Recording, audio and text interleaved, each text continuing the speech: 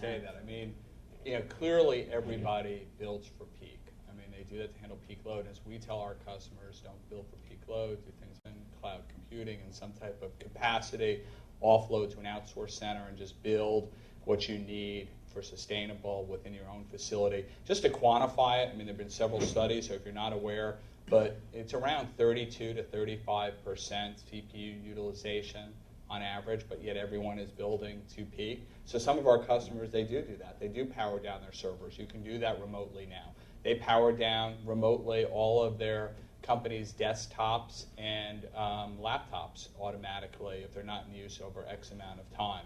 The one thing I would also say, and it goes back to that opening comment I made about the holistic architecture, it might not just be on the trading application, but as we talk with our customers, they all have these other applications that are maybe some development, which are ideal for cloud, which is the Google, Amazon type architectures.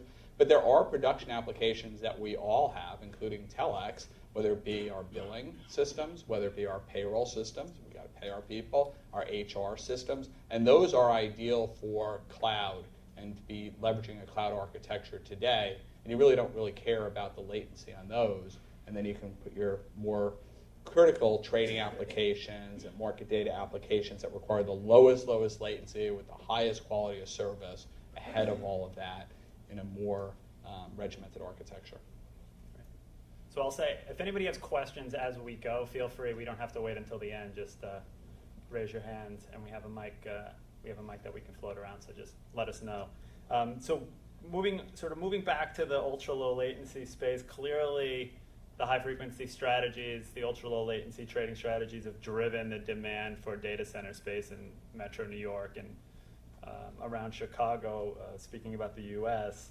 But what else is behind the sort of explosion in data center requirements of financial services firms? And sort of, I don't know if Eric wants to start with that one, or I'll just sort of open it to the panel. I'd let our clients and users comment. Market data rates, 100% growth every year, right? I mean, you got to double your server footprint every year.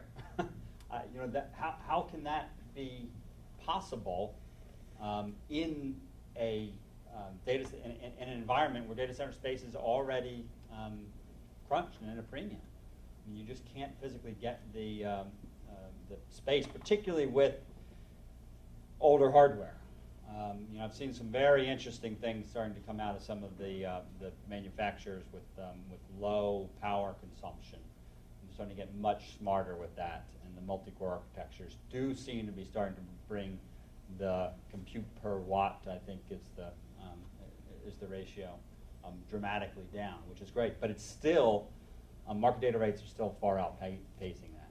And, Moore's Law tends to be a 50% a year improvement. Market data rates go up 100% a year. There's still a dramatic departure of that.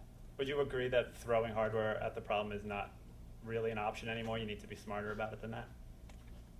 Well, what Active had spent quite a bit of time and money doing over the last 3 years was migrating our software-based architecture from general-purpose CPUs onto very specialized FPGA chips. And what that brought something to the tune of 10 to 1 change in required compute power or horsepower, footprint, and at the same time latency. So that has been a game-changing development R&D effort, certainly for our organization and really the industry as a whole. There's not a firm in the street that's not looking at that or actually acting on that right now. Right? Okay. Anyone else on that? I would add one thing we are seeing from our customers that we haven't touched on, and a lot of it in our banking customers, is the move to thin clients and mobile devices that have to access all of this data. So on the thin client side, now think about it, I'm essentially almost back to the dumb terminal days where everything resides within the data center in the cloud on some server, and I need to access that. And we're seeing more of our customers go to that for two reasons. One is security. Obviously, if it's not sitting on my desktop or my laptop, more importantly, it can't be stolen, it can't be hijacked. And then the other is cost. I mean, on average, to maintain a laptop from an IT perspective, it's $1,500 a year versus some of these thin clients, which are a lot less expensive to buy but also to manage. So you have a cost reduction, you have increased security, but it does put more pressure in the data center in terms of what's being stored in the data center. That's great viewing. We love that, right? Keep doing that. From a mobility perspective, adds another set of requirements, right? Because now you are talking about latency on networks from a mobility perspective, and working with particularly our wireless carrier customers, anyone from that's in that space to ensure that that network is architected the best to serve not only the banking client, but the users of those applications that are going to access them from whether it be now an iPad to an iPhone to another 3G or 4G device. So we're seeing a lot of growth coming out of those two areas.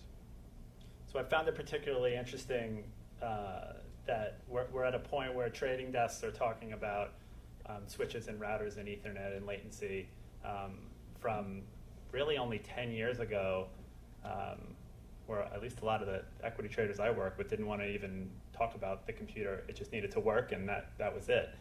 So it's a whole new world. So that being said, this is not, especially if you're coming at it from a business angle, this is not an easy thing to understand. It's infrastructure is complex, networking, servers, power.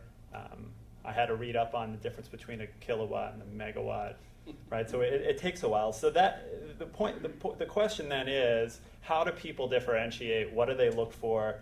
I think it's good we have a panel of providers and of users. So if sort of from both perspectives, if you can comment on what people should know or think about when they're looking for data center space, connectivity, networking capacity. I think it's very easy for us to just jump right away into saying it's all about latency, and latency is the overriding factor, but it has to really be a good mix. So, Direct Edge, now America's newest stock exchange, we're going to be held to a standard here in which we need to make sure that, of course, speed and reliability need to be there in order for us to compete. Those are just the tolls you pay to do business with our customers. But we have to factor in everything else. We have to make sure that the facility we're choosing is hardened, so that if an event occurs, where there's a power event or maybe a water or cooling event that occurs that might affect our services, that has to be a known and given for us as well.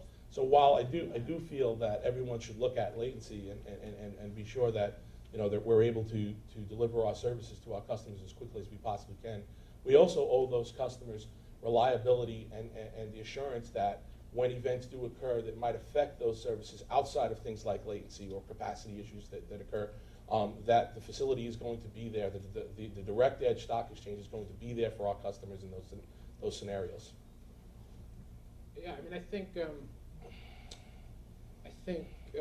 exactly like Steve said, latency is one aspect of this, but there are so many other aspects, and the weights of them really depend on what your business model is. For instance, Ballista operates in a synchronous replication model between its two DR sites. It's two data center sites, which mean that there's a finite distance that the two things could be from each other, and you need a certain amount of thickness of bandwidth between the two sites. Otherwise, there's going to be actually, I went into latency. There's going to be a huge delay with my synchronous replication. But the other really, I'm just going to, sorry. The other really important stuff is the availability to be able to connect with your customers, via the cross connects, via the third-party, networks and stuff that are in there, via those things, because, especially a business like Steve and a business like mine is about getting people into the same room at the same time. That's what it's about. Doesn't matter how good something is, it's how many people you can get to play at the same time. And so I need to be able to have connections to the exchanges I need to route orders to. I need to have connections, from my customers. I need to have connections from my market data vendor. And that's all, how I'm able to construct, my business. And so, location is very important. Cost is very important. The ability to connect to the people you need to connect to is very important. One thing maybe applicable more to the earlier question, but the reason you're seeing migration to some of these new facilities is power. A lot of these older facilities don't have enough power. I was in a data center where my racks were half empty because I consumed all the power with half the size of the equipment. That's a huge cost to be carrying. That's renting an apartment and not using one of the bedrooms. I mean, so that is a big deal. And so, again, the reason these guys are successful rolling out these new facilities is because they're coming to a place which says, hey, I can bring all the power you need to that rack. I can bring all the power you need to that cabinet. And that was a real big one for us, trying to find a place where we can go.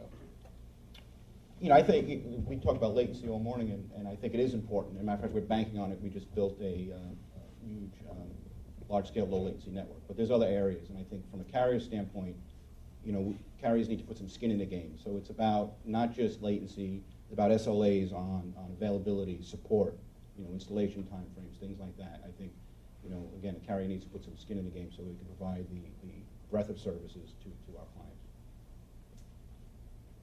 It's all latency. it's not actually true. It's not actually true. And at some point there is a latency versus cost decision that happens. I'm completely overlooking the reliability, as only a CTO can point out. You lose the direct edge exchange, and there's some major ramifications. You can't do that, and that's taken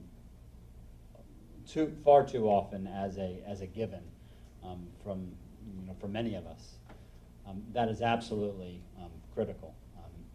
I'm sure that business couldn't sustain maybe more than one outage. Even one outage would be a major egg on any of the execution venues' faces. You have 2 or 3 of those, and you're out of business. People won't trust you any longer. That's the same for any vendor system, any network, any service provider. If this building shuts down for an hour, one day, that's not going to be acceptable. Let alone if that happens twice or 3 times in a given year, you're out of business. So that is a fundamental requirement. The latency game is important because it is how much of, not all of, much of the marketplace is making money these days. It's not the end game by any stretch, but for the people that need to be the fastest, can be at any price. Can be at any price. I heard a story. I don't know if this is true, but there was some new fiber that went in between Chicago and Washington. That there was the fastest route to get a particular piece of government information back to Chicago. So one of the hedge funds went. I think they put 7 fibers in or something. One of the hedge funds went in and bought all 7 fibers, not because they needed the bandwidth, but so that no one else could buy that space and they would have that advantage, right? I'm just going to relate the same story. Yeah, were you? It's Yeah. Cost isn't, Did I get it right? It's a strategic advantage. Yeah. So this client bought the whole route just so his That's right. competitors couldn't get it.